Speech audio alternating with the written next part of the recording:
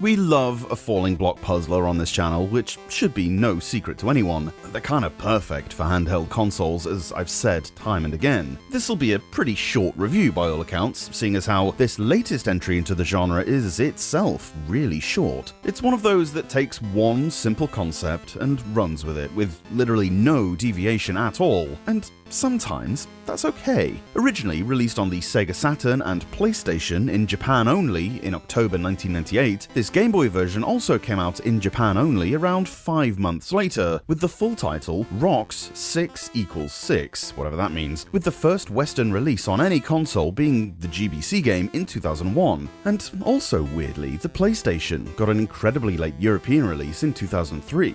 You get a playfield that's 6 spaces wide, and it's your job to sort the pairs of dice according to a particular rule. The dice faces are numbered 1 to 6, obviously, and rather than matching numbers together as you might think, your aim is to sandwich a bunch of dice in between a pair. The pair you go for indicates how many dice you'll need in the middle. For example, if you put a 2 down, you need 2 other numbers, which can be any, including 2 if you'd like, then another number 2 on top of it, to in effect create a line of 4. If it's 6 you're going for, you'll effectively need 8 in total. This obviously means in a 6-wide grid, the highest number you can correctly get horizontally is a 4. To make a 5 or 6 match, you'll have to go vertically. If you manage it, the blocks in that pattern will eliminate, with everything else falling down. You can get multiple chains this way if you're clever enough. I've only ever managed to do it accidentally. Once you've eliminated enough to fill the gauge up, you'll beat that level. There are only 20 levels in the normal game, but the levels do get harder as you go along. Each stage is slightly quicker than the last, and at level 5, the dice, that have only been red up to now, will now also be green. This only really changes how they're removed a little bit. If the end dice in a line are the same color, it doesn't matter what color the internal ones are, they'll just go like normal. However, if you have, say, a red 5 on one end and a green 5 on the other, only the 5s themselves will be removed, with the middle blocks staying where they are. So you need to try and pair by color as well as number, really.